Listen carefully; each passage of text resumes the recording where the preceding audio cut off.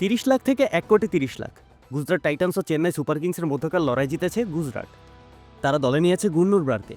25 November জেদ্দায় Indian premier লিগের mega নিলামের দ্বিতীয় দিনে এই ঘটনা ঘটে। ব্রারের ভিত্তিমূল্য ছিল 30 লক্ষ টাকা, তবে নিলাম শেষে তার বেতন গিয়ে দাঁড়ায় 1,30,00,000 টাকা।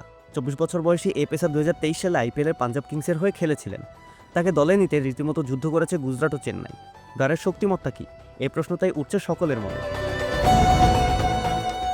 ব্রারের বড় হাতিয়ার হচ্ছে তার উচ্চতা। তিনি 6 ফুট 6 ইঞ্চি লম্বা। তার বাউন্স এবং গতির মাধ্যমে তিনি ব্যাটারদের জন্য কঠিন চ্যালেঞ্জ তৈরি করতে পারেন।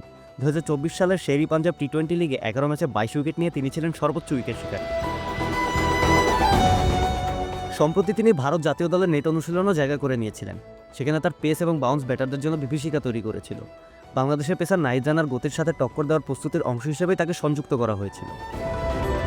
লেবুর সুঘ্রাণ আরো বেশি, ত্বকের যত্ন আরো বেশি, চলে আরো বেশি। আপনার পকেটে কি বিদেশি না বাংলাদেশি?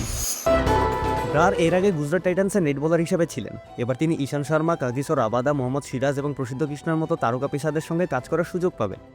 শুভমান গিলের নেতৃত্বাধীন এই দলে নিজেকে আরও শানিত করবার প্রয়াসই চালাবেন নিশ্চয়ই। মুক্তসরের এই ক্রিকেটার 2024-25 রঞ্জি ট্রফিতে দুর্দান্ত পারফর্ম করেছেন। 5 ম্যাচে তিনি 16.45 গড় এবং 31.65 স্ট্রাইক রেটে 20টি উইকেট শিকার করেছেন।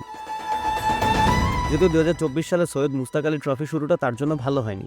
বেঙ্গলের বিপক্ষে ম্যাচে তিনি 2 ওভারে 41 রান হজম করেন। ব্রারের বয়সটা অল্প, এখন একটা লম্বা সময় কাটাতে হবে তাকে। সম্ভাবনা রয়েছে, সেই সাথে আছে গতি। ঠিক সেই কারণেই তাকে দলে নিয়েছে গুজরাট। ভবিষ্যতের কথা চিন্তা করে তার জন্য লড়াই করেছে গুজরাট। তাছাড়া আশিস নেহরার তত্ত্বাবধানে তিনি কার্যকরী একজন বোলারে পরিণত হবেন, সেই প্রত্যাশা নিশ্চয় করছে গুজরাট। নাবিদ আবদুল্লাহ, খেলা 71।